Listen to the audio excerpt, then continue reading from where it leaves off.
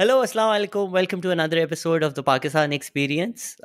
We have a satirist, a musician, a journalist with us here today, Mr. Ali Aftab Saeed. कैसे हैं sir आप? जबरदस्त। आप बताएं। थैंक यू बुलाने के लिए अपने शो पे। नहीं सर, आप को हमने हमारे लिए एक ऑनर है, आप आए। मैंने इंस्टाग्राम पे रखा था किसी के कोई सवाल हैं, सवाल तो नहीं आए। लिटरली एक हमारी दोस्त हैं सजीर शेख, उन्होंने मैसेज किया, ही इज़ अ जीनियस। तो जीनियस हैं आप। Thank you. थैंक यू, मुझे भी अभी पता लगा है। वैसे आप मेरे ख्याल से वाहिद आदमी हैं जो अपने आप को एक जूनियर सहाफ़ी कहते हैं। वैसे तो I don't think anybody is ever been categorized as a junior सहाफ़ी इन देयर लाइफ। सब डायरेक्ट सीनियर ही लगते हैं। हाँ, वो मैं काफ़ी दफ़ा एक्सप्लेन कर चुका हूँ कि ये मेरे ख़्याल में जूनियर और मंझला और सीनियर का ताल्लुक इस चीज़ से है कि आपके पास सीडीए, एलडीए और डीएचए में कितने प्लॉट हैं। तो तो असल में तो सिंस आपने ज़्यादातर डीएचए में जूनियर ही होते जी। हैं। सिंस आपने डीएचए में प्लॉट की बात की, let me start with the obvious question कि तुसी पढ़े क्यों नहीं गए हो अब तक?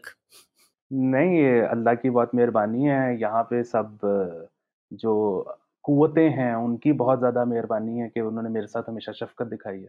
पर मैंने सुना है कि जब पेंदी सीरी आया था, आप एक उबर तो आई थी आपको घुमाने फिराने, थोड़ा लाहौर दिखाने के लिए। ये खबर सच है? ज़राए से नहीं, पता चला है। नहीं, नहीं, ये बात सच नहीं है। कभी नहीं हुआ? कभी आपको कोई इंडिकेशन भी नहीं आई कि यार ज़रा ज़रा हल्के हो जाओ? हाँ, नहीं, फ्रेंडली एडवाइसेज़ तो आती हैं, लेकिन फिर वही बात होती है ना, फ्रेंडली एडवाइसेज़ अक्सर वाक़ई फ्रेंड्स की तरफ से भी आती हैं। और मेरा ये ख़्याल है कि ऐसे मौकों पे बिल्कुल ख़्याल भी करना चाहिए, क्योंकि वही बात है कि हम जो करते हैं, वो पर्सनल नहीं है, और वो पर्सनल इसी वजह से नहीं है कि अल्हम्दुलिल्लाह कोई ज़ाती एक्सपीरियंस इस तरह का हुआ नहीं है।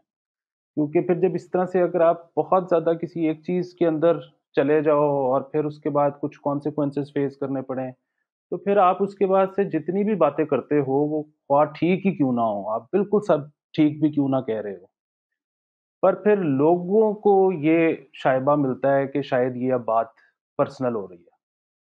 तो इसलिए बहुत ज़्यादा ज़रूरी ये है कि और दुआ भी ये है अल्लाह से कि कभी कोई इस किस्म का मसला ना हो। तो जब शुरू आपने किया, I mean did you know that this is the path that you are taking, या बस आपने दोस्तों के साथ मिलके आलू अंडे बनाया एंड देन एक के बाद एक चीज़ होती रही and 10 years down the line here we are? जब मैं सहाफ़त में आया था तब तो मुझे बिल्कुल कोई अंदाज़ा नहीं था। मैं जब एक्चुअली सहाफ़त में मैं तो आना भी नहीं चाहता था। वो तो एक अपॉर्च्युनिटी थी, मेरे पास कुछ करने को नहीं था, हालात टाइट थे और मैं म्यूज़िशियन बनना चाहता था। मुझे याद है कि मेरा जो पहला इंटरव्यू था, उसमें उन्होंने मेरे से पूछा कि आपको क्या पता है सहाफ़त के बारे में? मैंने कहा कुछ भी नहीं पता। तो उन्होंने कहा आपको शौक है? मैंने कहा नहीं। तो कहते हैं फिर आ क्यों रहे हो? तो मैंने उसका जवाब यही दिया कि मैंने म्यूज़िशियन बनना है, और वो वही बात ना कि अब ज़्यादातर लोग जब ये कहते हैं तो हमें बल्कि थोड़ा-सा गुस्सा भी चढ़ता है, और हम करेक्ट भी कराते रहते हैं कि ये कोई मीडिया एक चीज़ नहीं होता, मतलब उसमें बहुत सारा कुछ होता है, और सहाफ़त कुछ और है, मौसीकी कुछ और है। लेकिन मैंने एग्ज़ैक्टली तब यही बात की कि बस ठीक है, मैं सहाफ़त में आ जाऊँगा, ये एक टीवी चैनल है तो यहाँ से मुझे फिर कोई मौसीकी का रास्ता मिल जाएगा। और वो उस वक़्त जो मेरा इंटरव्यू ले रहे थे अब्दुल रऊफ़ साहब, उन्होंने मेहरबानी की, उनका उन्होंने मुझे रख लिया, और उनका कहना ये था कि मैंने ये सोच के रखा कि ये एक कैरेक्टर है तो कुछ ना कुछ कर लेगा, काम तो चलो नहीं आता इसको। तो बस उसके बाद से फिर चल से चल हो गया। पहले बहुत दिक्कत से सहाफ़त की, क्योंकि समझ ही नहीं आती थी कि ये क्या हो रहा है, क्यों हो रहा है, लोग इसमें क्यों इंटरेस्ट शो कर रहे हैं, और नाम याद नहीं होते थे, और बिल्कुल मतलब अभी भी नहीं है, लेकिन तब बिल्कुल भी कोई तारीख़ी पस-मंज़र किसी चीज़ का नहीं था। लेकिन फिर करते-करते शौक पैदा होना शुरू हो गया, और म्यूज़िक का तो ये था कि आलू अंडे से पहले मैं एक पूरी एल्बम बना के उसको डंप कर चुका हुआ था।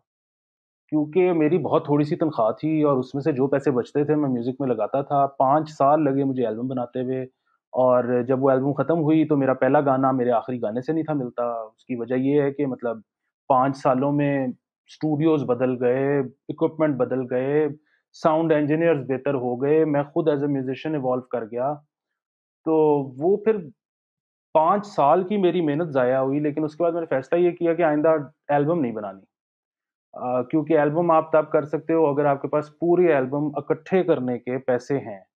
जिस तरह से हम लोग हैं कि मुश्किल से एक गाने के पैसे जमा किए, वो बनाया, उसके बाद अगले गाने के पैसे जमा करने शुरू कर दिए, तो वो ये मुमकिन नहीं है। तो उसके बाद फिर मैंने सोचा कि अब से सिंगल्स करने हैं और फिर सिंगल्स करने शुरू कर दिए। बट इवन आपका एक टेंस तो था towards journalism, right? Because when you went to college that was an option कि फ़लसफ़ा पढ़ना है या जर्नलिज्म पढ़ना है। Wasn't those the two choices? नहीं, मैं तो कॉलेज गया ही नहीं।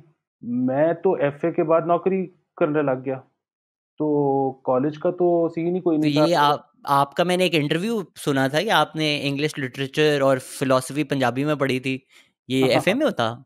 नहीं, नहीं, ये बीए में ही था, लेकिन वो हुआ ये कि मैं असल में नौकरी कर रहा था और बड़ी मुश्किल से मैंने आपको जिस तरह से बताया कि मेरी नौकरी हुई क्योंकि चैनल की रिक्वायरमेंट होती है कि आप ग्रेजुएट हो गए कम से कम। तो मैं ग्रेजुएट नहीं था, तो उसके बाद मुझे पहले तो एचआर ने कहा हमने इसको नौकरी नहीं देनी, फिर वो डायरेक्टर जो थे हमारे डिपार्टमेंट के, उनकी इंसिस्टेंस पे नौकरी तो मिल गई लेकिन उसमें वो क्लॉज़ था कि मेरी तनख्वाह ₹8000 से ऊपर नहीं बढ़ेगी, जब तक मैं ग्रेजुएशन नहीं कर लेता। तो फिर वो मैंने प्राइवेट बीए में दाखिला जमा करवाया, वो भी पहले तो मैंने अपनी तरफ से एजुकेशन और पता नहीं इकोनॉमिक्स और इस किस्म के 2-3 सब्जेक्ट्स रख लिए। वो तो जब मैंने घर पे किताबें लेके आया तो मुझे अंदाज़ा हो गया कि ये तो मैं कर ही नहीं सकता। तो तब ज़ीशान हुसैन मेरे बहुत से असातिज़ा में से एक जो दफ़्तर में होते थे, उन्होंने मुझे कहा, "ये तू किधर फँस गया है? ये तो नहीं होगा तेरे से, तू ऐसा कर इंग्लिश लिटरेचर और फ़लसफ़ा रख ले, तो मैं तुझे पास करवा दूँगा।" तो वो फिर वहाँ पे वो सबसे आसान सब्जेक्ट्स फ़िलॉसफ़ी पढ़ लो, उसमें तो कोई मुश्किल नहीं होती। हाँ, सबसे ईज़ी। वो असल में फिर होता ये था कि जब भी कोई फ़ारिग वक़्त मिलता था, तो ज़ीशान हुसैन को मैं इशारा करता था कि जब भी वो फ़ारिग होता था, वो कहता था, "चलो ठीक है।" वो मुझे लेके 3rd फ्लोर पे चला जाता था। तब 3rd फ्लोर पे कुछ भी नहीं होता था, वो सिर्फ़ पुराने अख़बार की रद्दी पड़ी होती थी। तो वहाँ हम बैठ के वो बोलना शुरू कर देता था। मैंने तो एक दफ़ा भी किताब खोल के नहीं पढ़ी। तो वो बस पंजाबी में शुरू हो जाता था कि प्लेटो है कहंदा सी ते फलाना है कहंदा सी ते ढमकाना है कहंदा सी। तो वो फिर इस तरह से जाके मैंने पर्चे भर दिए और वो पास हो गया। मैं जब पास हुआ तो दफ़्तर में तकरीबन 1 डेढ़ साल तक नोटिस बोर्ड पे वो पिन हुआ रहा मेरी जो मार्कशीट थी और उसपे लिखा हुआ था पप्पू पास हो गया। तो इंग्लिश लिटरेचर भी आपने पंजाबी में पढ़ी, सो आपने शेक्सपियर पंजाबी में पढ़े? हाँ, हाँ, वो इसी तरह शुरू हो जाता था कि तेनू पता है लेडी मैकबेथ बार-बार हाथ क्यों धोंदी सी? मैं कहा जी क्यों धोंदी सी? तो उसके बाद तो वो जो उसमें जितना था पोएट्री वाला सेक्शन, वो मैंने हालाँकि वो मुझे वो भी पढ़ाना चाहता था, लेकिन वो मुझे अंदाज़ा हो गया कि वो मतलब पढ़े बगैर मतलब किताब खोले बगैर वो नहीं हो पाएगा। तो मैं पूरा पोएट्री सेक्शन अटेम्प्ट ही नहीं करके आया। तो उसके बावजूद मैं पास हो गया, ये असल मिरेकल है। मेरे ख़्याल से जो पेपर चेक कर रहा था उसको भी नहीं आता था। उसने भी बोला जाने दो बच्चे को। हाँ।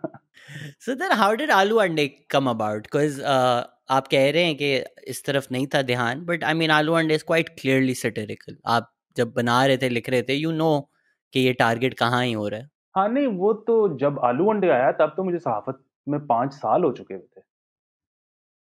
बल्कि मेरा छठा साल ख़त्म हो गया हुआ था। तो तब तक तो फिर सियासत से बहुत लगाव पैदा हो चुका था। तो आलू अंडे तो बहुत डेलिबरेट था। और आलू अंडे की स्टोरी भी मैं बहुत दफ़ा सुना चुका हूँ पहले कि वो एक्चुअली जब हमने बैंड बनाया, तो उस वक़्त ज़ाहिर है जब बनाया तब तो अंदाज़ा नहीं था कि हम पॉलिटिकल काम करेंगे, लेकिन उसमें एक वो गाना था दानियाल का ही वो उसने ही सोचा था शुरू में गाना, उसका नाम था रिक्शा। वो कोरस उसका भी इसी तरह से था बड़ा सादा-सा कि मैं रिक्शा चलावांगा और तैनू विच बहावांगा और लाहौर दी सैर करावांगा, इस तरह से वो सारा कुछ था, लेकिन उसका जब अंतरा लिखना शुरू किया ना, तो वो दानियाल भी ना अंतरे अपनी ही हाइट तक सोच सकता है दानियाल भी गाने। उससे आगे उसकी भी सोच नहीं थी। तो अब मैं रिक्शा बनूँगा। तो वो उसमें हुआ ये कि एक अंतरा जब लिखने बैठे तो वो सियासी हो गया।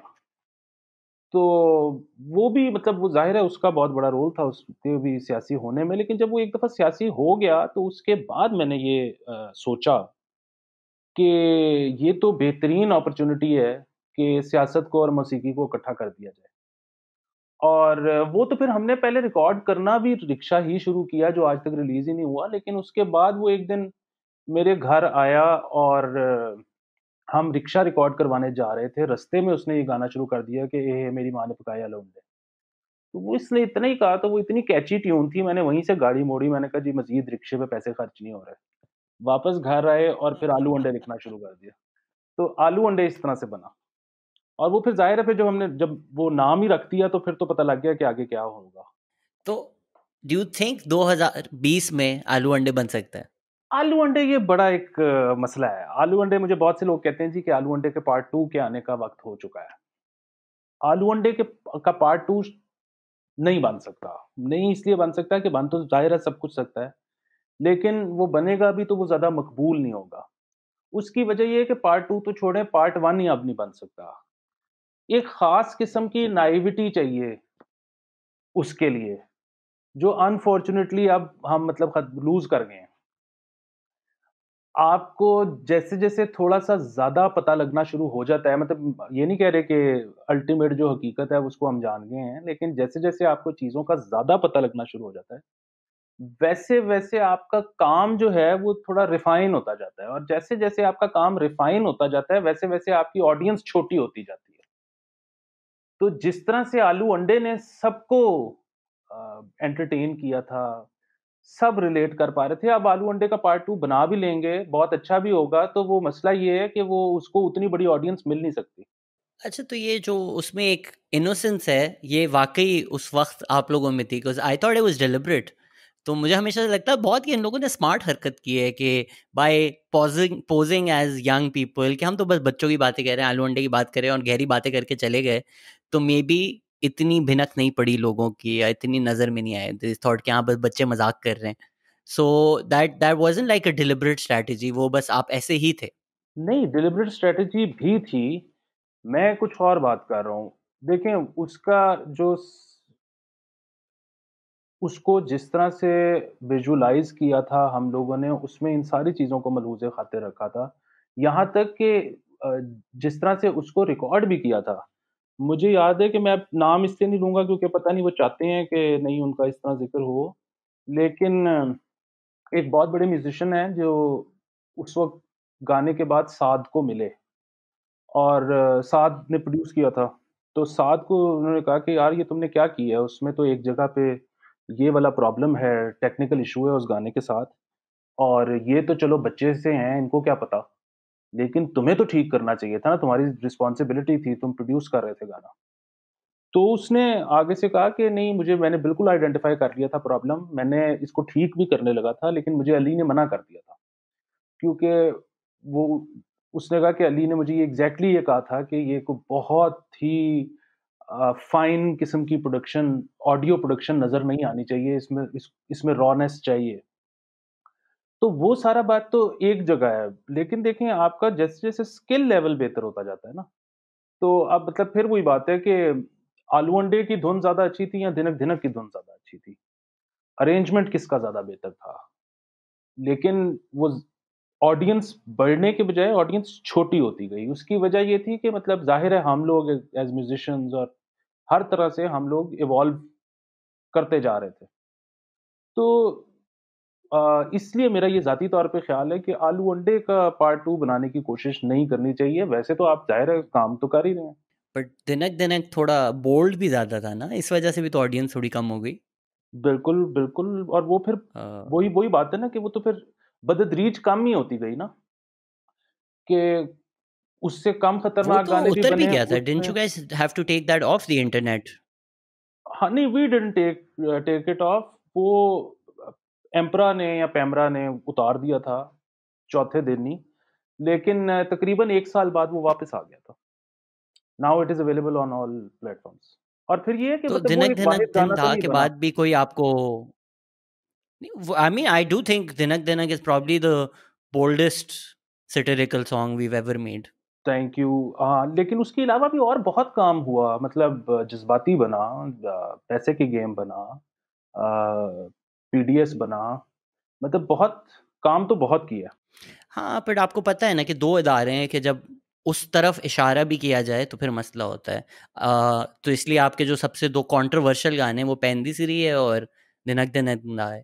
बिकॉज़ इवन जब आप पैसे की गेम की बात करते हैं, वो तो एक जनरल नोशन है कि हाँ, सारे पॉलिटिशियन करप्ट हैं, सब करप्ट हैं। तो वो डायरेक्ट आइडिया वहाँ जाता है कि ये पॉलिटिशियंस के लिए गाना है। हाँ, लेकिन ये बड़ा ही गलत तासुर है, उसकी वजह ये है कि ऐसा बिल्कुल भी नहीं है। हाँ, वो बिल्कुल गाना गलत तो है, अब बट वो सेफ हो जाता है ना उससे। नहीं, नहीं, नहीं, ये नहीं, कहना सेफ हो जाता है। नहीं, नहीं, नहीं, वो गाना प्लीज़ एक दफ़ा ज़रा दोबारा सुनिए। वो गाना तो बिल्कुल अब देखिए मैं बड़ा एक दफ़ा हैरान भी हुआ था, इस पे भी मैं नाम नहीं लूँगा, लेकिन मुझे एक दफ़ा उस दौर में फ़ोन आ गया पीटीआई से एक साहब का और उन्होंने कहा कि यार ये तो बहुत ही ज़बरदस्त आपने गाना बना दिया है, ये तो हमारा एंथम है एक किस्म का, तो आप ऐसा करें इसको आके परफ़ॉर्म करें हमारे उसपे। तो मैंने कहा जी ये तो ज़रा मेरे लिए मुमकिन नहीं इमरान होगा। इस्माइल के साथ डुओ के लिए तो नहीं बुला लिया था आपको? हाँ, तो मैंने इमरान इस्माइल ने तो बोला मैं बीच में रैप भी करूँगा इस गाने में। तो मैंने उनको ये कहा कि नहीं मेरे लिए तो मुमकिन नहीं होगा, तो उन्होंने मेरे से परमिशन माँगी कि अच्छा चलो ठीक है आप ना आएँ, लेकिन क्या हमें इजाज़त है कि हम अपने जलसे पे चला लें? तो मैंने कहा जी ज़रूर चलाएँ। जो मसला है वो वही बात कि किसी ने शायद सुना ही नहीं गौर से क्योंकि उसमें ऐसी कोई बात नहीं है, बल्कि यहाँ तक कि उसके जो आखिरी जो लाइन है, वो है कि करप्शन, गद्दारी, नाअहली के ब्लेम में सब पैसे की गेम है। तो वो उसको भी ज़रा रिविज़िट मतलब चाहिए जिन लोगों ने उसको सुन के ये तासुर लिया है कि कहीं हमारा मतलब वो था, तो वो उसको एक दफ़ा मेरे ख़्याल में दोबारा सुनना चाहिए। नहीं, नहीं, आई मीन आपका तासुर तो नहीं था बिल्कुल भी, बट इट्स जस्ट एक जनरल तासुर बना हुआ है ना, कि अगर आप पैसे की बात करें या आप एलीट की बात करें, अभी लॉकडाउन का भी सारा ब्लो बैक एलीट के कदमों में जाके रख दिया गया है। It's just a general perception, तो वो सेफ उसमें निकल जाता है एज़ अपोज़्ड टू थिनक दनन जो फिर आप डायरेक्ट कह रहे हैं कि भई इन जनरलों दा जादू सब कर लेगा काबू, is was that the lyric? हाँ, वो इस तरह से था। लेकिन वही बात है कि फिर वही चीज़ हर वक़्त कभी ये सोच के नहीं किया कि जी ये चीज़ इस पे करनी है।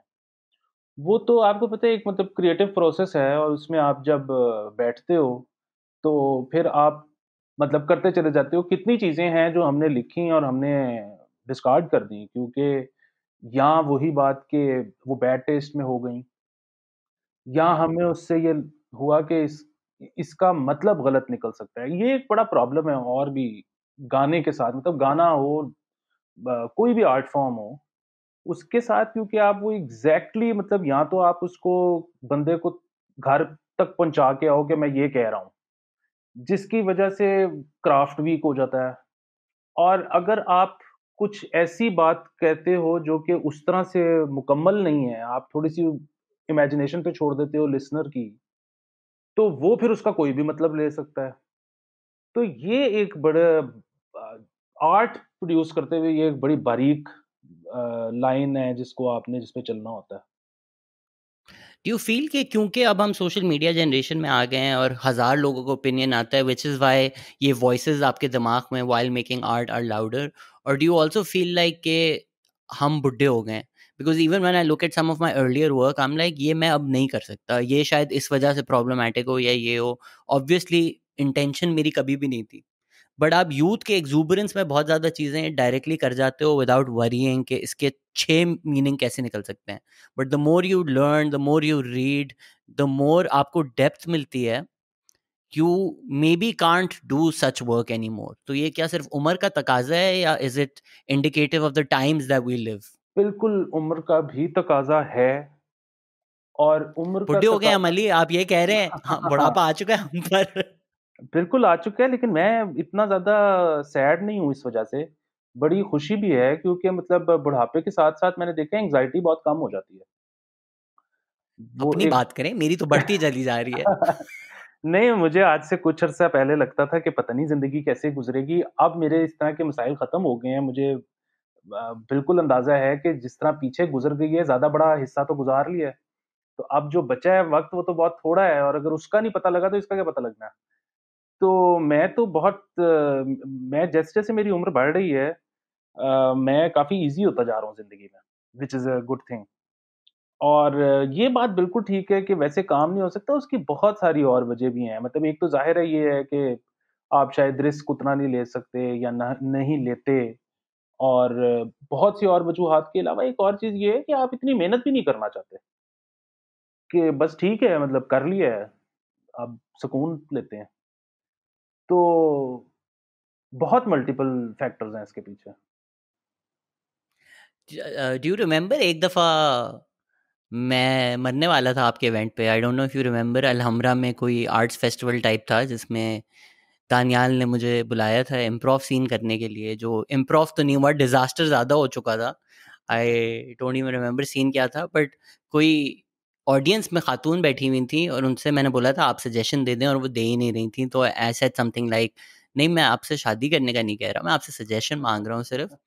और इस तरह की मैं बात करके बस चला गया था। एंड देन मुझे कोई 2 घंटे बाद दानिया का फ़ोन आया, "अबे तुम्हें नहीं पता, वो शहबाज शरीफ की सेक्रेटरी की बेटी थी, उसके गार्ड मेरे पास आ गए, उन्होंने बोला इस लड़के का एड्रेस दे।" मैंने बोला ये कराची से फ्लाइट लेकर आया था, वापस चला गया। एंड आई वाज़ लाइक ये तो इतनी कोई ज़्यादा तंज़ बात थी भी नहीं, है तो मेरे हाँ, ये लिहाज मुझे से याद बहुत है, एक कैजुअल बात कंडक्ट हो थी। गया था बाद में। ये इस तरह की चीज़ मुझे याद आ रही है कि हो गई थी। तो ये जवानी में ही हो सकता है मसले-मसाइल। I think at this age I would never हाँ। Have done this. हाँ, नहीं, और Uh, यहाँ इस एज में so तो एक now और बड़ा like मसला coming है ना to कि इस हाँ, एज में उसने उस खातून ने ये भी तो हो सकता था ना कि वो इस एज में तुम होते तो मसला क्रिएट करने के बजाय वो हाँ कर देती। तब वो एक ज़्यादा ज़्यादा चांस बड़ा है, तब मसला हो मैं सकता था। कोई 20-30 किलो कम था मेरा वज़न। आई थिंक शादी के चांसेस तब ज़्यादा थे, अब थोड़े कम ही हो गए हैं। हाँ, वो वज़न से मेरा नहीं ख़्याल इतना फ़र्क पड़ता है। वो जो ये उम्र जो है ना, ये उस चीज़ की निशानी होती है कि अब शायद कमिटमेंट इश्यूज़ कम होंगे। बस ठीक है, तो शहबाज शरीफ की सेक्रेटरी की बेटी अगर आप सुन रही हैं, तो अब मैं शादी के लिए तैयार हूँ आपसे। So now you're doing these vlogs called Ali Censored, which I think are brilliant. Everybody should go subscribe. How are those coming along? मतलब कोई आपको आ रहा है फीडबैक, या कोई कोई खतरनाक कॉल्स आ रही हैं, या इंटरनेट है तो चल रहा है? हाँ, नहीं, वो चल रहा है। वो अभी असल में खतरनाक कॉल्स बिल्कुल नहीं आई, और अभी मेरे ख़्याल में कोई वजह भी नहीं है उनके आने की। उसकी वजह ये है कि जो व्यूअरशिप है वो बहुत कम है। तो कोई वजह नहीं है उनके आने की, लेकिन अ, उसमें ये है कि लोग ज़ाहिर है अब काफ़ी गालियाँ देते हैं। तो ये अब आहिस्ता-आहिस्ता, मतलब ख़ैर हमेशा से ही था। वही बात है कि हम ऐसे साउंड कर रहे हैं जैसे हम कुछ पिछले 30 साल से इंडस्ट्री में हैं। तो वैसे हम बुड्ढे हो गए हैं, लेकिन इतना भी टाइम नहीं हुआ। और दूसरा ये है कि ये कोई फिनोमेना सिर्फ़ पाकिस्तान का नहीं और है। हम इस तरह, जिस तरह हम अभी मोइन अख्तर और अनवर मकसूद जैसे पूरी इंडस्ट्री हम ही है, हाँ, किया भी हाँ। हमने कुछ ज़्यादा नहीं है। हाँ, हाँ। 2-3 वीडियो करके देखें जी, इंडस्ट्री को पिछले 10 साल से मैं ऐसे देखता हूँ। हाँ। इंडस्ट्री तो हमें नहीं देख रही, हम इंडस्ट्री को देख रहे हैं 10 साल से। हाँ। तो वो मसला ये है कि ये अब हर जगह ही होता है। मैं तो लोगों को यही कहता हूँ कि थोड़ा-सा थिक स्किन करो अपनी, मतलब अगर हर दफ़ा गाली पड़ने पे इतने सेंटी अगर हो जाना है, तो वो एक उससे तो फिर काम ही नहीं हो सकेगा। और वो ज़ाहिर है, मैं मुझे असल में मैंने तो आज तक ज़िंदगी में सिवाय एक दफ़ा के, ये शायद मैं कभी पहले भी कह चुका हूँ, सिवाय एक दफ़ा के मैंने कभी किसी का कमेंट डिलीट नहीं किया। और वो भी हुआ ये था कि वो कोई एक साहब थे, या पता नहीं एक से ज़्यादा लोग थे, उन्होंने एकदम से मेरे घर वालों की तस्वीरें लगा के और उसपे काफ़ी गलीज़ किस्म की वो शुरू कर दी थी गुफ्तगू, जिस पे मुझे मसला तस्वीरों से था, मुझे गुफ्तगू से इतना कोई मसला नहीं था। तो सिवाय उसके वो मैंने उनको ब्लॉक किया, और वो बल्कि उसमें भी मुझे 6 महीने बाद इतनी पशेमानी हुई, मैंने अनब्लॉक कर दिया वापस। तो मैंने आज तक किसी को ब्लॉक नहीं किया, आज तक किसी का कमेंट डिलीट नहीं किया। उसकी वजह ये है कि जी मुझे जिस तरह अपनी राय का इज़हार करने का पूरा हक है, उनको भी है। तो वो एक जो जो थोड़ी-सी चीज़ मुझे तंग करती है ना, वो वाला कमेंट होता है कि तुझे क्या पता? तो क्योंकि वो जो कमेंट है ना कि तुझे क्या पता, वो इस चीज़ की अक्कासी करता है कि जब मुझे नहीं पता तो तुझे कैसे पता हो सकता है? तो यार ये तो आपका प्रॉब्लम है ना कि आपको नहीं पता। इसमें मेरा क्या कसूर है? बट वो I think the fear is वही ना, कि जिस तरह प्लेटो साहब भी कहते थे, the allegory of the cave हैगी, कि आप अगर अंधेरे से निकल के थोड़ी रोशनी लोगों को दिखा रहे हैं, तो ऐसा ना हो लोग आपके पीछे और आ जाएं। So the point of silencing your voice और एनी डिसेंटिंग वॉइसेस इसके जी, ऐसा ना हो कि बाकी लोग इनकी तरफ आ जाएं। वरना तो अगर गली में भौंक रहा है, कोई भौंकता रहे, कोई फ़र्क नहीं पड़ता। The fear is the following. हाँ, ये बिल्कुल है। फिर इसमें ना एक और चीज़ मतलब मैं देखता हूँ ना, अब यार अपनी तो बात ही क्या करनी, मतलब हम तो ख़ैर किस काबिल हैं। इतने-इतने बड़े लोग हैं, उनके जब मैं देखता हूँ सब्सक्राइबर्स और फ़ॉलोअर्स इतने कम, और उनको जब मैं गाली पड़ते देखता हूँ, तो उससे एहसास होता है इस चीज़ का कि हम मिन्हैसुल कौम असल में ज़हानत के दुश्मन हैं। हमें अगर कोई बंदा नज़र आता है ना कि ये ज़हीन है, तो हम सब मिल के, मतलब वैसे आपस में हमारा कोई यकजहती भाईचारा हो ना हो, लेकिन फिर हम मिल के उसकी पैंट उतारते हैं। और आप इस वक़्त पाकिस्तान के तमाम शोबों में देख लो, आपको जो लोग नज़र आएँगे, मतलब ये तो मैं कह ही नहीं रहा कि जी पहले हमारे बुज़ुर्ग जो थे वो कोई बड़े ही काबिल और बड़े ही कोई, मतलब फरिश्ते थे, उन्होंने कोई बड़ी मुल्क के लिए कुर्बानियाँ दी। किसी ने मुल्क के लिए कुर्बानी दी, सबने मुल्क को खाया है, मतलब किसी ने इतनी कुर्बानियाँ दी होती तो हम आज इस जगह पे ना होते। लेकिन बहरहाल वो शायद पीछे कुछ जगह पे कभी-कभी कोई अच्छे कैलिबर वाला बंदा भी ऊपर आ जाता था या आ सकता था। अब तो तरक्की करने के लिए आपका नालायक होना इतना ज़रूरी है, मतलब ये फिर वही बात, नेक नियत होना, करप्ट होना, इसकी तो बात ही नहीं कर रहा। यहाँ पे मतलब आप एक इससे अंदाज़ा लगाएँ कि पाकिस्तान में अब जो पब्लिक स्पीकर्स मशहूर हैं, वो ठीक बात करते हैं, गलत बात करते हैं, इस डिबेट में तो हम जा ही नहीं रहे। पाकिस्तान में जो पब्लिक स्पीकर्स मशहूर हैं, वो अच्छा बोलते नहीं हैं, वो अड़ते हैं, उनकी वोकैब्युलरी बहुत छोटी है। वो ज़्यादातर की, अब मैं ज़ाहिर है बात कर रहा हूँ, उसमें अच्छे भी शायद कोई होंगे, वो ज़्यादातर नालायक लोग हैं। अब होता ये है कि आपको, आप किसी भी फ़ील्ड में ले लो, यहाँ पे प्रॉब्लम ये हो गया है रिलेटेबिलिटी का इश्यू, कि यार ये एक बंदा है, ये बहुत काबिल लग रहा है, तो इसका तो कुछ ना कुछ हो ही जाएगा, ये तो ज़िंदगी में कुछ ना कुछ कर ही लेगा। किसी डफ़र को ऊपर लेके आते हैं। और वैसे भी एक जो नालायक आदमी है, उसको देख के मुझे ये एश्योरिटी मिलती है, एश्योरेंस मिलती है कि अच्छा मेरा भी छक्का लग सकता है। ये अगर काबिल लोग ही ऊपर आ ही जाएँगे, तो इसका मतलब है कि बस जो काबिल है वो ऊपर आ जाता है, जो नहीं है वो सारी ज़िंदगी कुछ भी नहीं कर पाता। तो नहीं, अब ज़िंदगी का मकसद ये है कि मैंने अपने जैसे को ऊपर लेके आना है। तो ये एक बड़ी अजीब से चक्कर में हम पड़ गए हैं। It's also कि now success is also determined by your number of followers, your number of likes. तो जिस तरह अब यूएस में काफ़ी लोग कह रहे हैं कि नहीं, बाइडन असल में इतना बुरा नहीं है, वो जानबूझ के बुरा बोलता है क्योंकि उसने देखा है कि Donald Trump by speaking in a dumb manner has been able to relate to the masses, कि मासेस को लगता है यार ये तो हमारा बंदा है, ये तो उतनी जाहिलाना बात करता है जितनी हम करते हैं, या उस तरह बात करता है। तो ये रिलेटेबिलिटी बढ़ती है। तो पाकिस्तान में तो हमारा at least in terms of literacy rate उससे भी बुरा हाल है। तो सोशल मीडिया पे अगर कोई आगे आता है तो उसमें अपना आप दिखना बहुत ज़रूरी है, राइट? जिस तरह हमने रिलेटेबिलिटी की बात की कि सबसे ज़्यादा कंटेंट क्या चलता है, वो रिलेटेबल लगे। तो इसी तरह पब्लिक स्पीकिंग में मे बी जिन लोगों में अपना आप ज़्यादातर लोगों को नज़र आता है, वो उस इंसान को ज़्यादा फॉलो करते हैं, तो वो उस इंसान की वाह-वाह ज़्यादा हो जाती है। So nobody is actually checking anybody's merit, they are checking the number of followers क्या है। यहाँ तो अब फ़िल्में भी अगर बन रही हैं, तो वो इस तरह से बनती हैं, वो इंस्टाग्राम पे जाते हैं, देखते हैं सबसे ज़्यादा फॉलोअर किसके हैं, उसको रख लेते हैं। दे आर नॉट चेकिंग इसका एक्टिंग मेरिट क्या है, इसका एक्टिंग टैलेंट क्या है।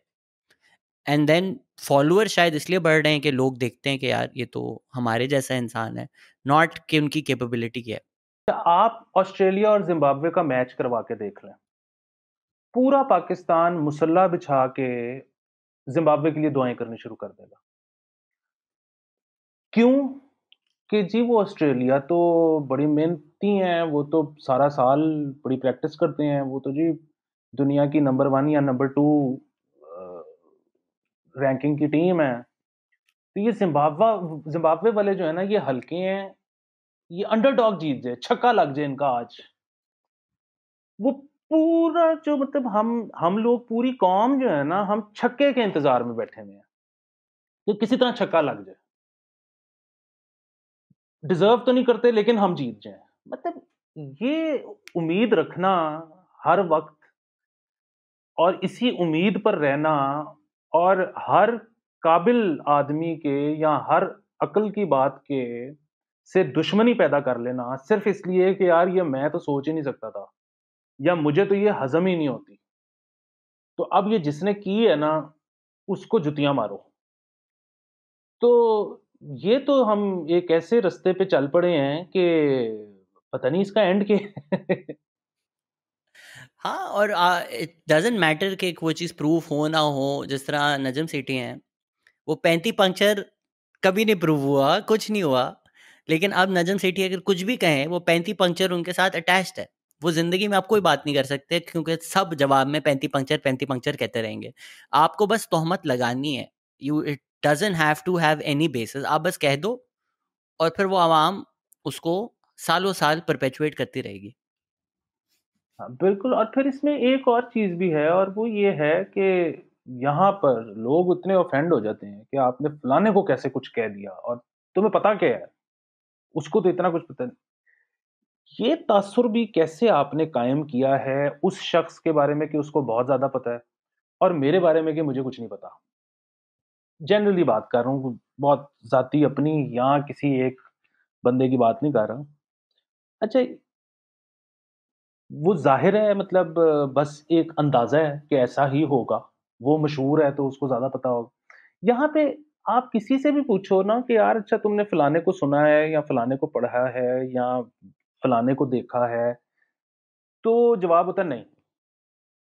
लेकिन हमें ये पता है कि ये जो बंदा है ये बस हरफ़े आखिर है।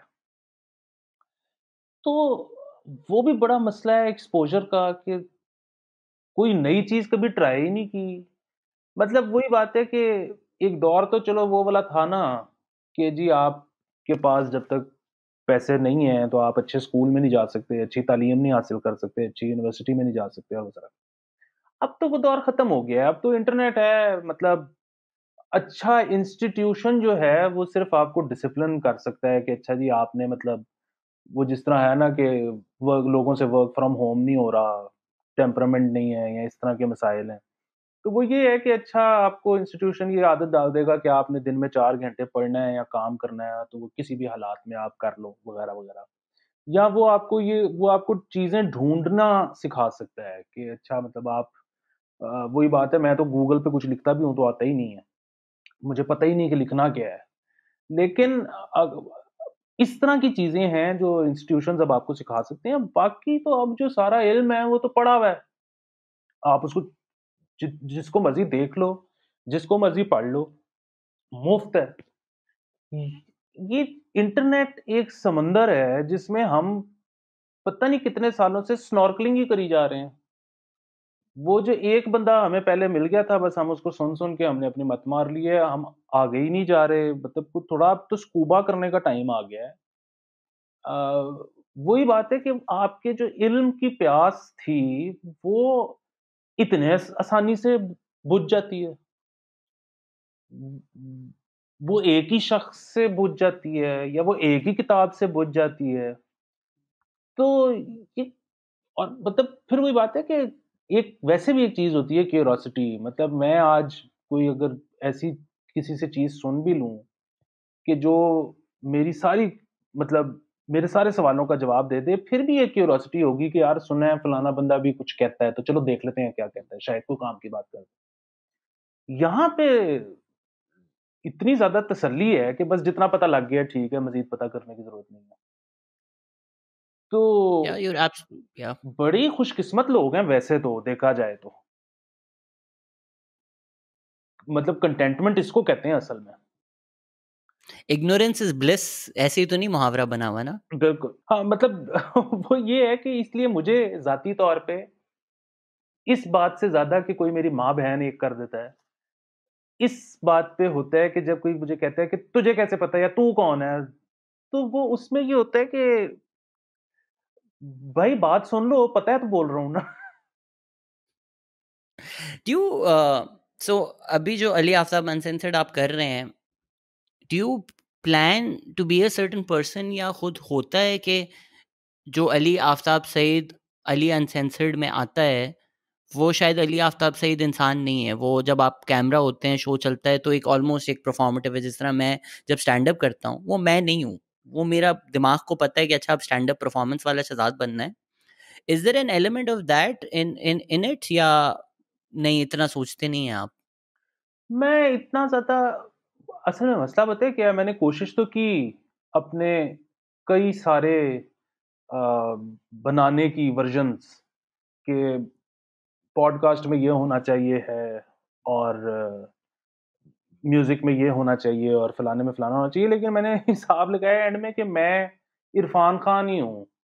मेरे से नहीं किरदार में ज़्यादा खुबा जाता। किरदार कोई कोई कोशिश ज़ोर-ज़ोर लगा के कोई मेरा छोटा-मोटा हिस्सा बनना पड़ जाए तो पड़ जाए। तो मैं तो बल्कि वो होता है ना कि मेरे गाने के साथ भी ये बहुत बड़ा मसला है कि मेरा को सुर बहुत अच्छा अगर कभी लग भी जाए, अगर लय पे मैं कभी पूरा आ भी जाऊँ, अगर लफ्ज़ की प्रोनंसिएशन मेरी ठीक कभी हो भी जाए, तो वो जिसको लोग कहते हैं ना यार वो फ़ील नहीं आ रही क्योंकि वो डूब के गाता हुआ नहीं लग रहा। वो उसकी वजह ये है कि वो मैं अपने कैरेक्टर से बाहर निकलना मेरे लिए बड़ा मसला है।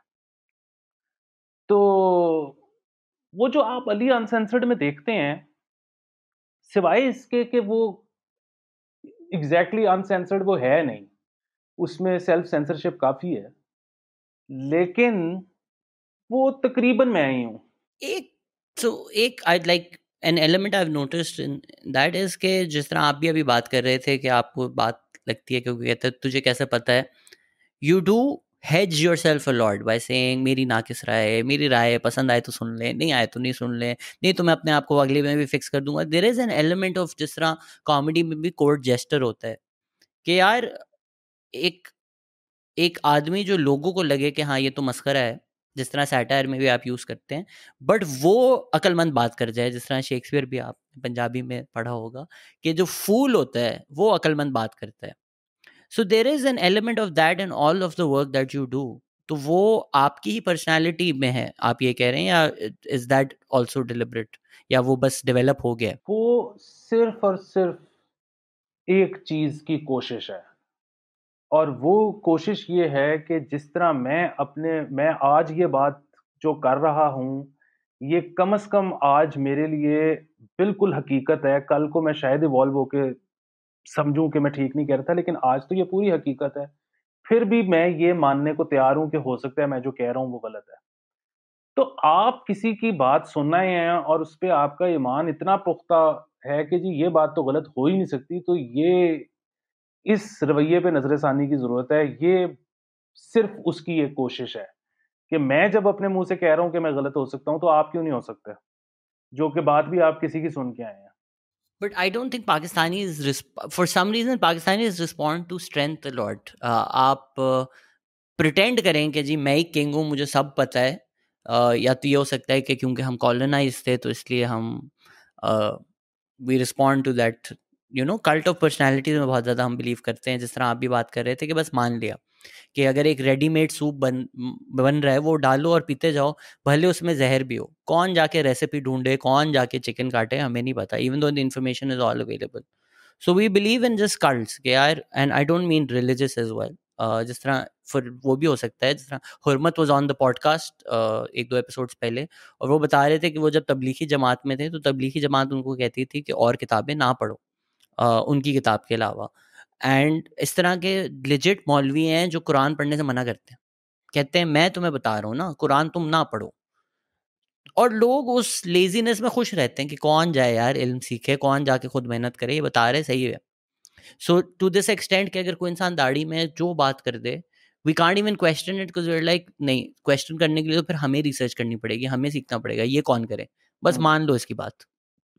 बिल्कुल और वो उसमें मुझे ये बिल्कुल अंदाज़ा है, मैंने मतलब तुम्हें पता ही है मैंने 11 साल से ऊ 12 साल से ऊपर तो टीवी किया है मतलब और मैं था भी प्रोडक्शन में, तकरीबन 11 साल तो।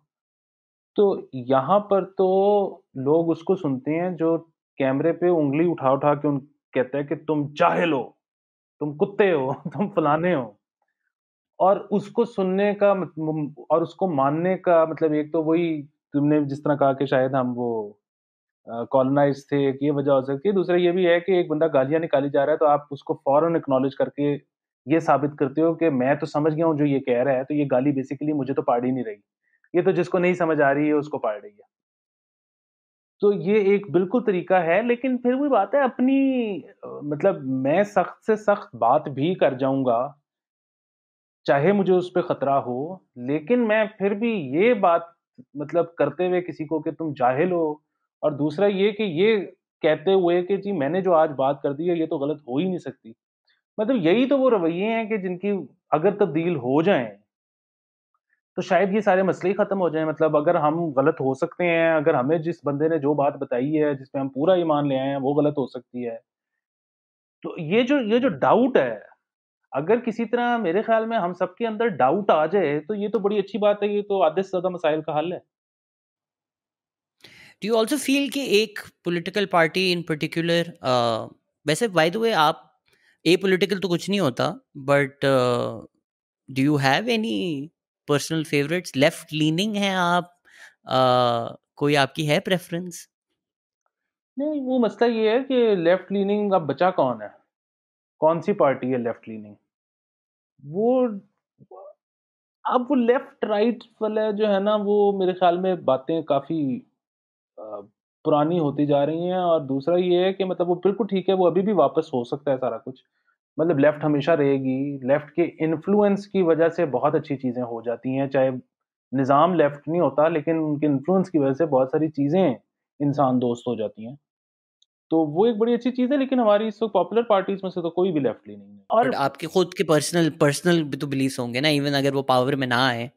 Do you believe in the left, और आर यू लिबरल तो नहीं है आप? देखिए, मैं फिर वही बात है, मुझे तो लेफ्ट की भी बहुत सारी चीज़ों से बहुत सारे इख्तिलाफ़ात हैं और असल मसला सिर्फ़ इतना सा है कि हमने छोटे-छोटे एक्सपेरिमेंट्स तकरीबन हर तरह के ही करके देखे हैं और वो सारे फ्लॉप हुए हैं और उसकी वजह ये थी कि काबिल लोग ही नहीं थे हमारे पास। मतलब आज ले आते हैं, लेफ्ट का निज़ाम भी ले आते हैं आज।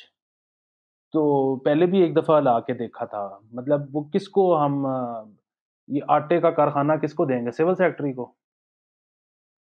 तो ये तो असल मसला है, फ़िलहाल ये लेफ्ट, राइट, करप्शन, दयानतदारी, फ़िलहाल ये तो इश्यू ही नहीं है और ये बहुत अरसे तक हमारे इश्यूज़ नहीं है ये। हमारा तो इश्यू ये है कि हमने किसी तरह काबिल लोग पैदा करने हैं। मतलब मैं इस वक़्त कन्विंस्ड हूँ इस बात पे कि मोहम्मद आसिफ के साथ ज़्यादती की है इस मुल्क ने, कि उसने जब अपनी सज़ा काट ली थी स्पॉट फिक्सिंग वाली, तो उसके बाद वापस उसको टीम में नहीं डाला। सलमान बट के साथ ज़्यादती की। अभी उमर अकमल के साथ बेतहाशा ज़्यादती हो रही है। वो ज़्यादती इसलिए कि बांग्लादेश में एग्ज़ैक्टली एक बंदे को सज़ा दी बांग्लादेशी बोर्ड ने रिपोर्ट ना करने पे। अब ये ज़रा देखिए कि मसला ये नहीं था कि मैच फिक्सिंग या स्पॉट फिक्सिंग की या नहीं की, वो तो नहीं की। असल तो मसला ये है कि किसी ने अप्रोच किया और हुँ। इन्होंने बोर्ड को रिपोर्ट नहीं किया। तो बांग्लादेशी असल वाले मसला ये है कि वो उमर अकमल है। ये एग्ज़ैक्टली अगर उमर अकमल नहीं होता तो ये आज तक पीसीबी ने किसी को इस तरह बैन नहीं किया। बिल्कुल, दूसरी चीज़ ये कि आप सज़ा देखते हैं कि बाकी जगहों पे क्या हुई है, एक प्रेसिडेंट सेट हो जाता है ना। बांग्लादेश के एक प्लेयर ने एग्ज़ैक्टली ये हरकत की तो उसको 1 साल का बैन लगा। उमर अकमल जिसने ये भी नहीं कि रिपोर्ट किया नहीं, रिपोर्ट लेट किया, तो उस पे 3 साल का बैन लगा। अब मसला वही है कि आप कंट्रोल करने की कोशिश कर रहे हो, आप प्लेयर्स को इस थ्रेट से कि हम तुम्हें सारी ज़िंदगी के लिए बैन कर देंगे या एक लंबा बैन इम्पोज़ कर देंगे या एक दफ़ा बैन इम्पोज़ कर दिया तो तुम वापस कभी टीम में आ नहीं सकोगे बैन अपना खत्म होने के बाद भी, हम उनको कंट्रोल कर रहे हैं। मैं तो कहता हूँ कि वो ठीक है स्पॉट फिक्सिंग करनी तो नहीं चाहिए या मैच फिक्सिंग करनी तो नहीं चाहिए, लेकिन मैच फिक्स करने का या किसी के अप्रोच होने का मतलब ये है कि वो इस काबिल है। मोहम्मद हफीज़ को तो कभी कोई जाके नहीं कहेगा ना कि पैसे ले लो। अच्छा खासा प्लेयर है यार मोहम्मद हफीज बेचारा। तब भी जो यार आप उसको मैच फिक्सिंग, स्पॉट फिक्सिंग की बात कर रहे हो। उस पे कोई फैंसी पे कली जोटा ना लगाए, वो अपनी विल पे सिंगल तक नहीं ले सकता। यार बॉलिंग तो अच्छी कराता है, is very good bowler to left hander पता नहीं जी, स्पेशली। उसको वो बॉलिंग का तो उस पे वैसे ही बैन लग गया हुआ है, या उसके अब एक्शन तो का ठीक कोई हो मसला गया, हो गया। अब ठीक नहीं, हो गया। बात फिर वही है कि उसको बॉलिंग पे पकड़ो वो कहता है मैं बैट्समैन हूँ, उसको बैटिंग पे पकड़ो कहता है मैं बॉलर हूँ। बात ये है कि आपने काबिल लोग पैदा करने हैं। यहाँ पे जो मैं कहता हूँ ना कि आसिफ के साथ बहुत बड़ी ज्यादती हुई है, वो ज्यादती क्या हुई है? वो ज्यादती ये हुई है कि अगर वो खेलता, लोगों का ख्याल है कि जी वो खेलता तो 400 विकेटें ले लेता। भाई क्या 400 विकेटें क्या करनी है? उसने क्या करनी है या आपके किस काम नहीं है? या वो जो खेलता तो पाकिस्तान इतने मैच जीत जाता। वो क्या फ़र्क पड़ता है पाकिस्तान मैच जीता है, पाकिस्तान मैच नहीं जीता। आसिफ अगर खेलता तो एक नई जनरेशन तैयार होती आसिफ के साथ की, जो आसिफ को देखते हुए बड़े होती है, आसिफ जैसा बनना चाहती है। मतलब आपके ख्याल में ये जो आजकल 8 फुट हो तो लेफ्ट आर्म तेज बॉलर निकल आता है हमारे पास, वो क्यों है?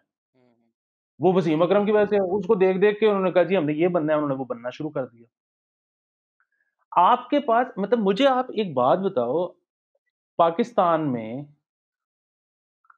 एक्सप्रेस तेज आए हैं बॉलर जो मशहूर हुए हैं, ज़्यादा जिन्होंने नाम कमाया है, या स्पिनर्स आए हैं। आपके पास कोई एक भी मीडियम पेसर ऐसा नहीं आया जैसा आसिफ है। और मतलब मीडियम पेसर भी क्या, ये तो जादूगर था ना। ये तो फिर वही हम्म। बात है, इसने तो मैच फिक्सिंग की थी, जो भी की थी। ये लोग समझ नहीं पाते। देखिए, मेरे ख्याल में आसिफ का पता है असल कसूर क्या था? आसिफ का कसूर ये था कि वो जो $10,000 की इसने नो बॉल की थी ना, वो $10,000 की नहीं थी। उसको ये अंदाज़ा होना चाहिए था कि मेरी नो बॉल $2.5 लाख की है। मैं आसिफ हूँ। स्किल लेवल भी तो देखें, कितनी परफेक्ट नो बॉल की उसने। ये बिल्कुल, मोहम्मद आमिर जवान लड़का, उसको समझ ही नहीं आ रही थी, उसने इतनी बड़ी नो बॉल करके फंसवा दिया। आसिफ की मिलीमीटर से नो बॉल थी। बिल्कुल स्किल है ना। स्किल। असल असल चीज़ ये है कि आपके पास अब ये साबित हो गया है कि बहुत ज़्यादा जो काबिल आदमी है ना, उसको यहाँ आप टिकने नहीं दोगे या वो आपके साथ टिकेगा नहीं। यहाँ पे होता पता है क्या है? यहाँ पे होता ये है कि जी वो ये ना करता, उसने ये पैसों के लिए किया। भई आपको कैसे पता है उसने ये पैसों के लिए किया? हो सकता है थ्रिल के लिए किया हो। आपको ब्रायन लारा की रिटायरमेंट याद है? ब्रायन लारा न- की रिटायरमेंट मैं आपको बताता हूँ, मैं बड़े शौक से उस दौर में क्रिकेट देखा करता था। और वो हुआ ये था कि he lost interest in the game. He was fit. उसकी फिटनेस के कोई एज़ सच को बहुत ज़्यादा मसाइल नहीं थे। उसकी उम्र कोई बहुत ज़्यादा नहीं हो गई थी। He just lost interest in the game. उसने 300 भी कर लिया हुआ था, 400 भी कर लिया हुआ था, 500 भी कर लिया हुआ था, पता नहीं क्या कुछ कर लिया हुआ था। उसने कहा यार भाड़ में जाओ। अच्छा, उसकी रिटायरमेंट से पहले वेस्ट इंडियन बोर्ड में ये काफ़ी बातें चली। कई लोगों ने कहा जी कि ये तो प्रैक्टिस सेशन पे ही नहीं आता, ये गोल्फ खेलने गया होता है। तो ऐसा करो कि इसको कप्तान बना दो। ये कप्तान की ज़िम्मेदारी की वजह से शायद इसका इंटरेस्ट वापस आ जाए गेम में। और फिर इसको बनाया कप्तान, और वो जब इसको कप्तान बनाया तो कुछ छोटा-सा ये ब्रीफ सा पीरियड था जिसमें ये कप्तान था, लेकिन इसकी ये वाक़ई लगता था कि वापस वो ज़िम्मेदारी आने की वजह से इसका थोड़ा-सा इंटरेस्ट डेवलप हुआ है गेम में। और फिर फाइनली उसने कहा कि लानत भेजो, मैं नहीं खेलता। बात ये है कि ये जो होता है ना कि जी ये बिल्कुल वो है कि अपनी महरूमियत जो है ना वो दूसरे से पूरी कर, उस अपनी महरूमियत की वजह से आपके जो ख़्यालात जन्म लेते हैं ना, आप ये सोचो कि बाकी सारे भी उसी पे अमल करेंगे।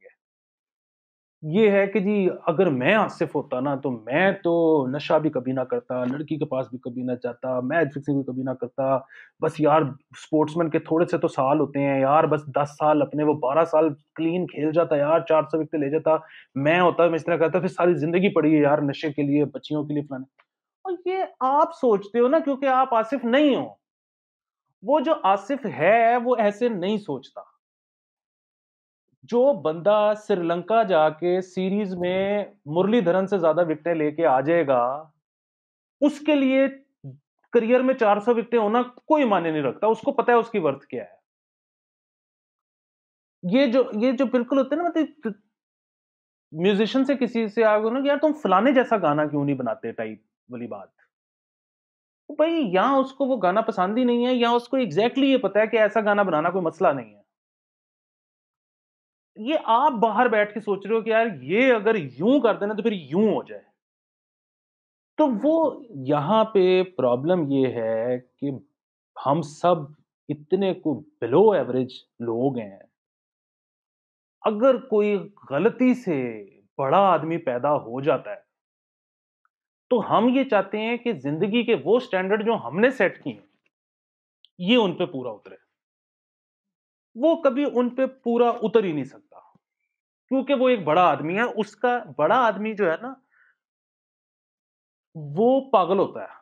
वो उस तरह से सोचता ही नहीं है, जिस तरह से आप सोचते हो। मसलन ये आसिफ जो है, ये आसिफ कैसे आसिफ बना? ये एक बड़ा सवाल है। मतलब किसको क्या पाकिस्तान ने आसिफ बनाया है? इसको इसके ऊपर क्या हमने इसको ट्रेनिंग कराई है, जिसके बाद ये आसिफ बना है? मतलब हम अगर इतने किसी को ट्रेन करके आसिफ बना सकते हैं, तो फिर और बच्चों को क्यों नहीं बना रहे? आसिफ के बाद कोई वैसा वैसा क्या उसके 50% भी हम क्यों नहीं प्रोड्यूस कर सके? बात ये है कि आसिफ खुद बना है, खुद कोई कैसे बनता है? मतलब आप यार इधर इस मुल्क में देखो गर्मी कैसी होती है। एक बंदा पीछे पैदल चल के जाए, भागता हुआ आए, आके गेंद फेंक के आप उसको लीव कर दो, वो फिर गेंद पकड़ के वापस चला जाए करवाने के लिए। वो फिर आए, वो गेंद कराए, आप पॉलिसी बॉल रोक दो, वो फिर वापस चला जाएगा। आप बचपन में क्रिकेट खेले हैं ना? कभी कोई बॉलिंग का शौक पैदा हुआ है? नहीं, क्योंकि पागलों का काम है ये। ये आम आदमी के करने वाला काम ही नहीं है। खड़े होके हाथ हिला देना इज़ समथिंग एल्स। ये पता नहीं कितने साल आसिफ गेंदें फेंक ही गया होगा और एक दिन उसको एहसास हुआ होगा कि ओह! मुझे तो आ गया ये काम। तो इसलिए अ, अपने स्टैंडर्ड्स पे दूसरों को परखना जो है ना, ये ये वाला काम नहीं चल सकता। जिते हीरो अजमल कसाब है उते अब्दुल सलाम को पूछता ही कोई नहीं। और राइट, आई थिंक कोई अगर अचीव कर भी लेना पाकिस्तान में, तो एक ऐसी हमें हसद होनी शुरू हो जाती है। जिसको पाकिस्तानी को इंटरनेशनल रिकग्निशन मिली है ना, उसको पाकिस्तान में नफरत की जाती है। वो मलाला हो, वो अब्दुल सलाम हो, वो शर्मीन उबैद हो। इंटरनेशनल कोई अगर रिकग्नाइज कर ले हमारे किसी बंदे को, तो हमें फ़ौरन उस इंसान से नफरत हो जाती है कि तू पाकिस्तान से निकल के बाहर जाके तुझे तरक्की कैसे मिली। हम ओन ही नहीं करते। यहाँ विराट कोहली है जो एक ट्विटर पोल हार गया, क्रिक इन्फो को पोल वापस लेना पड़ा। सो क्रिस गेल और विराट कोहली का क्वार्टर फाइनल था बेस्ट T20 प्लेयर्स का, उसमें क्रिस गेल को ज़्यादा वोट मिल गया। इंडिया वालों ने इतना शोर डाला कि they had to take it back. They like हम वापस पोल खोल रहे हैं, जिता देते हैं विराट कोहली को। Even Shane Warne when he got tested positive for drugs right before the world cup, their board stood by them. Steve Smith, Dave Warner, their board stood by them. हम तो बस throw each other under the bus. उसकी अभी तो वजह आप उनके जी उसकी वजह ये बताएं। है कि यहाँ पे तो बोर्ड में हर बंदा बैठा हुआ इस इंतज़ार में होता है कि प्लेयर कोई गलती करे तो हम इसको बेड़ागर्क कर दें। क्योंकि उनको हर वक़्त ये एहसास हो रहा होता है बोर्ड वालों को कि जी ये जो प्लेयर है ना, ये तो काबिल है। तो ये तो अपनी जगह अपनी परफ़ॉर्मेंस पे बनाए रखेगा, तो ये तो हमें आते-जाते सलाम ही नहीं करेगा। ये तो हमारे साथ बैठ के गॉसिप ही नहीं करेगा। ये तो हमें अंदर की बातें बताएगा ही नहीं कि फलाना ऐ कहंदा है ते फलाना ऐ कहंदा है। तो यहाँ तो प्लेयर वो चाहिए जिसका पता हो कि ये सिफ़ारिश से आया है, क्योंकि वो प्लेयर फिर हर वक़्त बोर्ड में बैठे हुए हर नालायक बाबे के घुटनों को हाथ लगाता रहे, क्योंकि उसको नहीं पता कि इनमें से किसने सिफ़ारिश की थी। या and it's true for every single industry. पूरे पाकिस्तान में लोग इसी तरह तरक्की कर रहे हैं और इसी तरह आगे आ रहे हैं। सो अली, कैसे आएंगे काबिल लोग? ये तो बहुत मुश्किल काम बना दिया आपने। काबिलियत तो नहीं आ रही हमारे अंदर। हाँ, ये एक वाक़ई बहुत सवाल है कि ये कैसे आएँगे। देखें, एक तो सिंपल सी चीज़ है, हम तो जिस तरह हमने ये शुरू की थी बात कि हम तो हो गए हैं बुड्ढे, तो हमारी तो अब जो आदतें बन गई हैं, वो नहीं बदलने वाली। जिस तरह की हमने बातें की है ना, बाय द वे, वो भी बुढ़ो ये कुछ नहीं रखा इस मुल्क में। सब मिलके गांड फटी के हमें बना रहे हैं। कुछ नहीं है, सब बर्बाद है, ये सब चोर है, सब नाकाबिल लोग हैं, बिलो एवरेज लोग हैं सारे। क्या कर रहे हैं? वो आसिफ था, वो पायलट स्विंग। आजकल के बच्चों को बॉलिंग ही नहीं आती। वो एक जमाना था। सुनील गावस्कर जब टुक करता था, पूरे इंडिया में आवाज आती थी। इस हाँ। तरह की हमने बातें की हैं आज। लेकिन देखिए, बुनियादी बात मेरे ख़्याल में यही है कि हम तो अब हैं रिटायरमेंट वाली उम्र में। तो अब जो बच्चे हैं ना, बच्चे ही कुछ करेंगे, लेकिन उस उन बच्चों के कुछ करने के लिए अहम ज़रूरी ये है कि उनके जो बड़े हैं, वो उनको रूम दें कुछ करने का। यहाँ पे स 55 साल के आप होते हो, तो मुसीबत ये पड़ जाती है ज़िंदगी में कि एक्सटेंशन कैसे लेनी है। यहाँ पे किसी इंडस्ट्री में कोई बंदा रिटायर होने को तैयार नहीं है, अपनी नौकरी छोड़ने को तैयार नहीं है। यहाँ पे मतलब मैं आपको ये दावे से कह सकता हूँ, इस पे आप मेरे साथ किसी दिन बल्कि 10 घंटे की पॉडकास्ट अलहदा कर दें, कि पाकिस्तानी मीडिया के साथ सबसे बड़ा मसला है कि हर चैनल के हर डिपार्टमेंट का हेड 60 साल का बाबा है, जिसने पिछले 10 साल से कुछ नहीं देखा।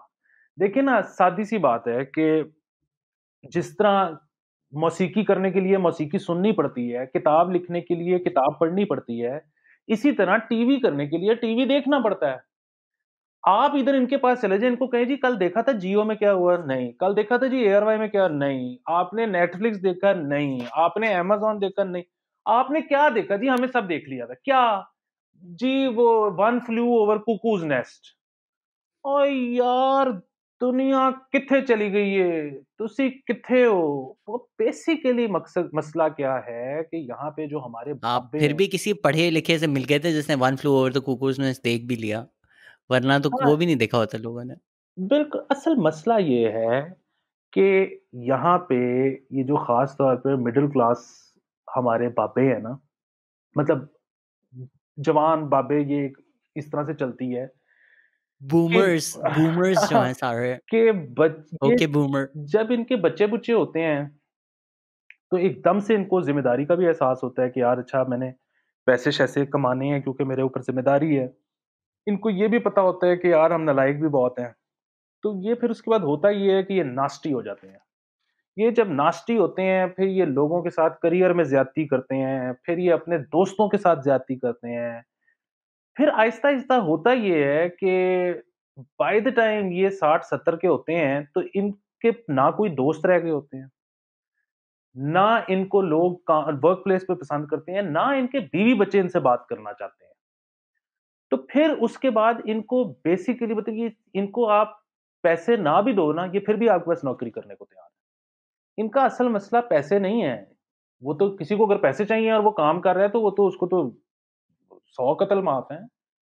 इनका मसला पैसे है ही नहीं है। इनका मसला ये है कि इनको एक कमरा चाहिए आउटसाइड देयर हाउस, जहाँ ये दिन में 6 घंटे गुज़ार सकें और जहाँ पे कोई इनका सबॉर्डिनेट हो, जो सबॉर्डिनेट होने के तहत इनको बर्दाश्त कर ले।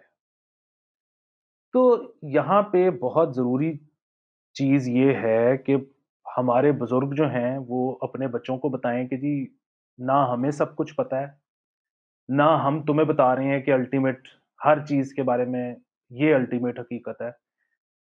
अपने तजर्बे खुद करो, अपनी गलतियों से खुद सीखो, अपना खुद पढ़ो-लिखो और वही चीज़ कि यहाँ पे 35-35 साल का बंदा इधर माँ-बाप का घर नहीं छोड़ता, उसने क्या करना है? ये मैं पर्सनल अटैक की ज़रूरत नहीं थी अली, ये मेरे ऊपर पर्सनल क्यों हो गए हो यार तुम? मतलब मैं इतनी इज़्ज़त दी तुम्हें, तुम इस तरह मुझे ज़लील कर रहे हो। कोई बुराई नहीं है माँ-बाप के साथ रहने में, ठीक है? नहीं, बिल्कुल कोई बुराई नहीं है, मैं सिर्फ़ प्यार बढ़ता है। हाँ, बिल्कुल कोई बुराई नहीं है, मैं सिर्फ़ इतना ये कह रहा हूँ कि ये जो हम हर वक़्त कहते रहते हैं कि हमारा जो फैमिली स्ट्रक्चर है वो बहुत ही शानदार है और गोरे के जो ख़ानदानी इक़दार हैं वो बड़े कमज़ोर हैं और वो मुआशरा टूट रहा है और हम पता नहीं क्या। और यार वैसे एक दफ़ा ये भी बैठ के सोचना चाहिए कि उसकी वजह कहीं ये तो नहीं है कि मतलब हमारे ये फैमिली स्ट्रक्चर जो हम सोचते आए हैं कि हमारा को बहुत शानदार है, कहीं मसला यहाँ से भी तो नहीं शुरू हो रहा? हुँ। एक एक बड़े ख़ास किस्म का कम्फ़र्ट है इस चीज़ के अंदर कि मैं अपने बाप के घर में बैठा हुआ हूँ। मतलब वर्स्ट कम्स टू वर्स्ट, मैं मतलब मेरे सर पे छत रहेगी। मतलब इस कम्फ़र्ट के साथ भी मतलब वही बात है कि शायद आप बहुत ज़्यादा आगे नहीं जा सकते। मतलब आपको शायद पता हो कि यार मैं तो बाहर हूँ बैठा हुआ, बारिश हुई तो मैंने भीग जाना है। मतलब आपको इस किस्म की भी ज़िंदगी में चैलेंजेस शायद चाहिए। बट इट्स तो ऑल्सो कि वो नहीं है ना, जैसे एंटरप्रेन्योरशिप हम कहते हैं नहीं है जी, पाकिस्तान में नहीं है, वो बेचारा कहाँ से एंटरप्रेन्योर बने? वहाँ एक सोशल सिक्योरिटी सिस्टम है कि जी चलो सब बर्बाद भी हो गया तो खाने पीने की गवर्नमेंट पैसे दे देगी। यहाँ आप रिस्क लेना बहुत मुश्किल होता है, तो यहाँ एंटरप्रेन्योर भी वो होते हैं जिनके बाप इंडस्ट्रियलिस्ट हो, क्योंकि उनको पता है कि हमारे पास सिक्योरिटी है। So it also depends on people. The problem is कि आप अगर उसको अपनी ज़िंदगी बना लें कि यार हाँ ठीक है, खाना बन रहा है, मुझे खाना बनाना आना नहीं चाहिए, हाँ ठीक है, कपड़े धुल रहे हैं, मुझे आना नहीं चाहिए, without having gone through that. अब एक अमेरिका है जहाँ ओबामा ने अपनी बेटियों को while he was president internship कहीं स्टारबक्स वगैरह में कर रही थी बेचारी।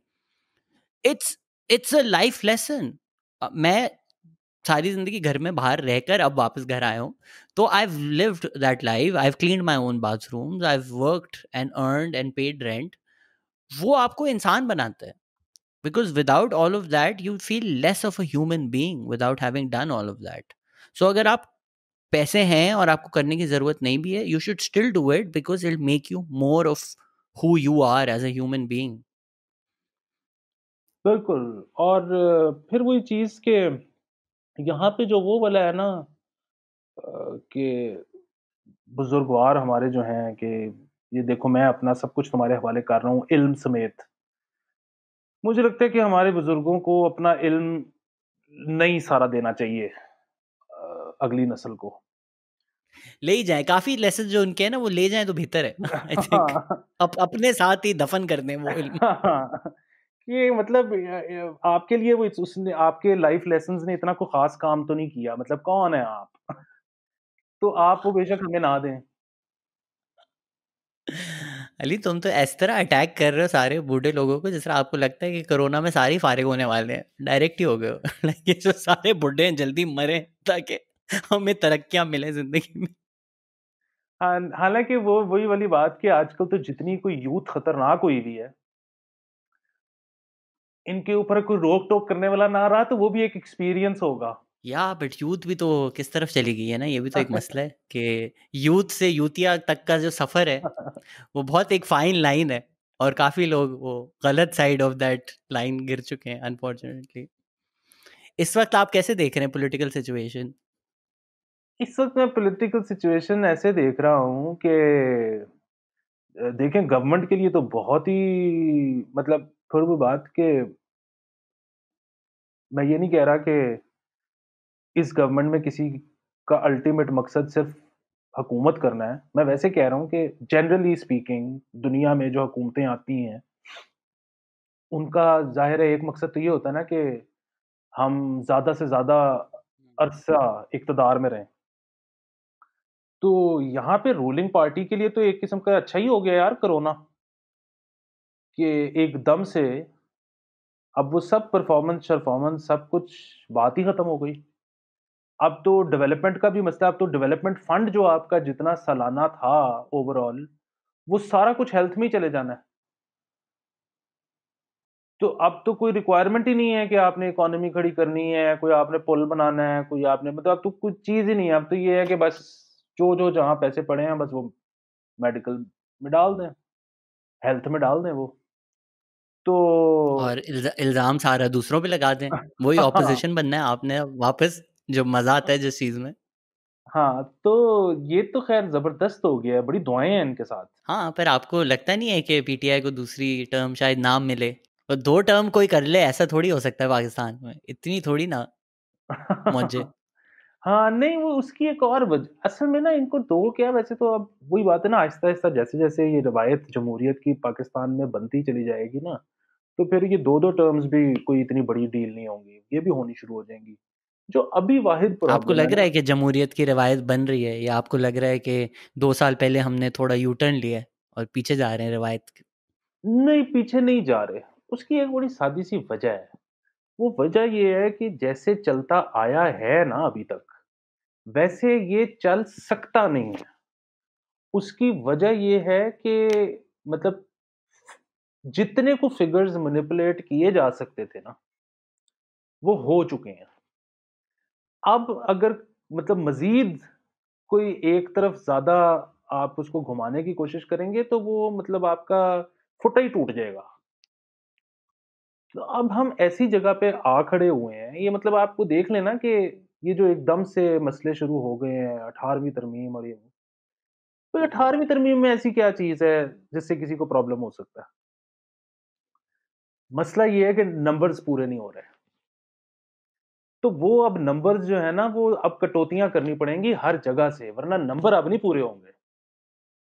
वो दिन गए और जो पीटीआई के दूसरी दफ़ा इक़्तिदार में आने में जो वाहिद हर्डल है, वो वाहिद हर्डल ये है कि पीटीआई ने अभी तो कोई मसला नहीं है। जब पीटीआई ने दोबारा इलेक्शन में जाना होगा, आज से ढाई 3 साल बाद, तो तब उनको अवाम को दिखाने के लिए ऐसे फैसले करने पड़ेंगे, जो कि कुछ हलकों को पसंद नहीं आएँगे। ये सबसे बड़ी रुकावट है, दूसरी टर्म्स में। और ये आप देखें कि ये बहुत सी हुकूमतों में ऐसा ही हुआ है, कि बिल्कुल इलेक्शन से पहले कहीं न कहीं स्टैंड ले लिया जाता है। वरना तो 4 साल तो ऐसे ही नीचे लग के गुज़ारे जाते हैं। एंड में होता है कि नहीं यार, अवाम को भी कुछ तो दिखाना है या कुछ तो देना है। वो मसला बनता है। क्यों निकाला मुझे? 1 साल का टूर, लास्ट टूर इस तरह गुज़ार लेंगे। मुझे नहीं लगता, I really don't think PTI will do another term, just because I think Imran Khan की पहले ही काफ़ी कट ऑफ पर्सनैलिटी है। इतनी तो नहीं दे सकते कि डेकेड दे दें उनको। मेरी मेरी नाकिस राय ये है। शायद खान अब्बासी अगर ज़्यादा बोर हो जाएं जेल में, उनकी बस हो जाए, तो हो सकता है एक वहाँ से कुछ उम्मीद या रिवाइवल निकले। But in terms of numbers, I think ये जो पोस्ट ट्रूथ एरा चल रहा है, इसमें कोई फ़र्क नहीं पड़ता। आप जिस तरह कोरोना वायरस देख लें, कोई फ़र्क नहीं पड़ता नंबर्स क्या हैं। आप उसको जिस तरह स्पिन डॉक्टर करना चाहें आप कर लें। अगर आप पीटीआई सपोर्टर हैं तो आपको लगेगा पीटीआई से बेहतर तो किसी ने कुछ किया ही नहीं कोरोना में, और पीपीपी करप्ट है। अगर आप पीपीपी सपोर्टर हैं तो आपको लगेगा कि सिर्फ सिंध गवर्नमेंट है। सो नाउ द वो एरा तो दैट बिल्कुल वी ठीक लिव है। इन, वो बिल्कुल ठीक है, लेकिन स्पिन डॉक्टर्स का टाइम है। बिल्कुल ठीक है, लेकिन जो वाहिद चीज़ है ना, वो ये है कि जिस तरह से वो पीपल्स पार्टी के आप अगेंस्ट हो जाएँ, नून के अगेंस्ट हो जाएँ, पीटीआई के अगेंस्ट हो जाएँ या फ़ेवर में हो जाएँ, वो तो मसला ही कोई नहीं है। जो वाहिद चीज़ है ना, वो ये है कि अब रियासती जितने भी सतून है ना, उनको जैसे चलते रहने की आदत रही है आज तक, अब वो आदत बदलनी पड़ेगी उनको, वरना हुकूमतें उनको वैसे नहीं रख पाएँगी। अब देने के लिए पैसे ही नहीं है ही नहीं सिस्टम में। तो बट द पॉइंट इज कि जो आप बात कर रहे हैं, मुल्क तो उनका है ना। आप कह रहे हैं कि जी अवाम को जिंदा रखने के लिए पैसे नहीं है, तो अवाम मर जाए, इसमें क्या मसला है? You don't really need health care, you don't really need education, वो ख़त्म कर दें सारा बजट। जिनकी आदतें अच्छी हैं वो आदतें तो नहीं बदलेंगी।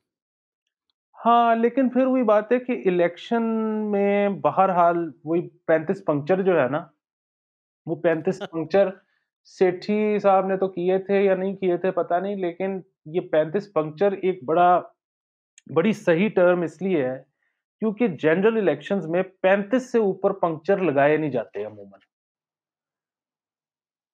तो वही बात है कि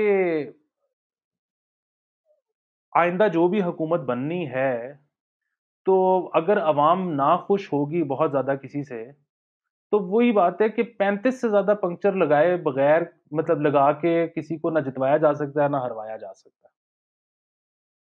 तो इसलिए थोड़ा बहुत अवाम का भी रोल होता है ज़िंदगी में, थोड़ा-सा। या it just, I guess it just depends कि प्रोपेगेंडा कितना स्ट्रांग है, आप कितना ही पुश कर सकते हैं। लिमिट है। इट जस्ट अभी भी लोग सड़कों में आना शुरू हो गए हैं। लेट्स सी, किसी को नहीं पता क्या होगा। But thank you so much Ali, आपने आज हमें ज्वाइन किया। कोई आप आवाम को मैसेज देना चाहेंगे? अवाम को मैं मैसेज देना चाहूँगा कि गाने सुना करें, बड़ी अच्छी चीज़ है हमने आपकी गाने। म्यूजिक की तो बिल्कुल बात नहीं की। You also have great knowledge and great love. I think primary तो आप एक म्यूजिशियन है, but we couldn't really go deep on that, so hope we can do that some other day. बिल्कुल, बस वो मेरी ज़्यादा यही मैसेज है और ख़्वाहिश है कि लोग मल्टीटास्किंग करते हुए म्यूज़िक ना सुना करें, सिर्फ़ म्यूज़िक सुना करें। मतलब कोई जब म्यूज़िक सुन रहे हो तो कुछ और ना करें, तो ज़्यादा मज़ा आएगा, हमारे भी पैसे ज़्यादा पूरे होंगे। हम लोग एक गाना मिक्स करते हुए पता नहीं कितने दिन लगा देते हैं, कितनी दफ़ा उसको सुनते हैं, कितने डिफरेंट चीज़ों पे सुनते हैं, मोबाइल पे सुन रहे हैं, कभी गाड़ी के डेक पे सुन रहे हैं, कभी स्टूडियो मॉनिटर पे सुन रहे हैं कि कहाँ पे कैसी साउंड आएगी। तो हम चाहते हैं कि हमने इतनी मेहनत की है तो आप भी थोड़ा-सा मेहनत कर लिया करो सुनने में। कोई एड्स हैं कि वो रूहानियत की कैफ़ियत में जिसमें म्यूज़िक आप अप्रिशिएट कर सकें, तो कोई कोई मदद लेने के लिए सब्सटेंसेस हैं जिनका इस्तेमाल किया जा सके? हाँ जी, बहुत ज़्यादा सब्सटेंसेज़ हैं, वो तो फिर ज़ाहिर है कि जो जिसके लिए काम कर जाए। आपकी एज़ अ म्यूज़िशियन कोई एडवाइस है कि पी लीजिए, पी लीजिए, पी लीजिए? हाँ, गाना भी वो बनाया आपने। वो लेकिन गाना आप चाँद रात पे ही सुनिएगा। बाय द वे जो पेंदी सिरी है वो सलमान हैदर ने लिखा था। ही गॉट अबडक्टेड दो, राइट? और वाज़ दैट बिफोर द नहीं, सॉन्ग नहीं केम आउट? हाँ, नहीं, नहीं वो तो पहले की बात है। आप बच गए हैं फिर भी, मुझे आज तक यकीन अल्लाह नहीं का आता बहुत कि करम है। नहीं, बहुत बहुत शुक्र है, बचे रहे, अल्लाह आपको बचा के रखे, अल्लाह आपको खुश रखे। I think we really need more voices like you, so thank you so much for everything that you do. More power to thank you, you, man, and thank you so much for joining us. It's a lovely discussion. Take care. Thank you, खुदा हाफ़िज़। Khuda Hafiz, and thank you everybody for listening. Bye bye.